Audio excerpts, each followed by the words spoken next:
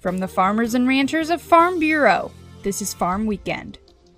The House of Representatives has scheduled a vote on year-round E15. Chad Smith has more on how the measure would boost the farm economy.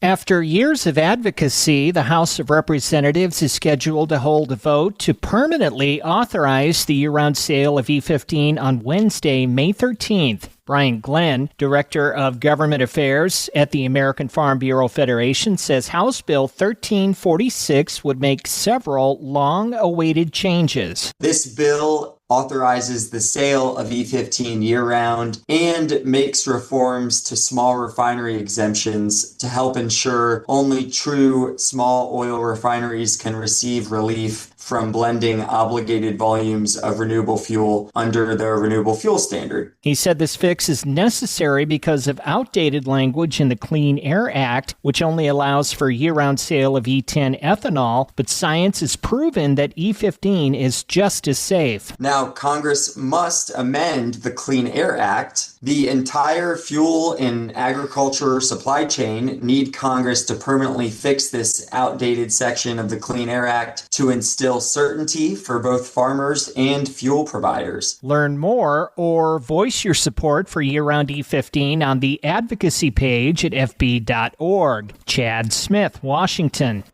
USDA confirmed pseudo-rabies in Iowa herd. More when Farm Weekend returns. With Kansas Farm Bureau health plans, you'll find affordable Medicare supplement coverage that helps cover certain out-of-pocket expenses Medicare doesn't cover. We encourage you to compare our rates. Contact a Farm Bureau financial services agent near you or visit kfbhealthplans.com. Medicare supplements insured by Members Health Insurance Company, Columbia, Tennessee. Not connected with or endorsed by the U.S. or state government. 5 boars on a small commercial swine facility in Iowa tested positive for the pseudo-rabies virus. The boars were transported to Iowa from an outdoor herd in Texas, where they had close contact with feral swine. No other animals at the facility have tested positive. Pseudo-rabies virus is an aggressive, frequently fatal disease that infects cells of the central nervous system. Clinical signs may include reproductive failure in sows, as well as central nervous system and respiratory signs in growing pigs. While swine are the primary hosts, cattle, sheep, goats, cats, and dogs can become incidental hosts. Reports of human and equine infections have been documented, but they are extremely rare. If a farm tests positive for pseudo-rabies, USDA standards require depopulation of the herd. There are currently no specific treatments for the virus. However, preventative vaccination and strong biosecurity practices are highly effective. Mass vaccination of all pigs on the farm with a modified live virus vaccine is recommended. Next, Insight with Jackie Munt.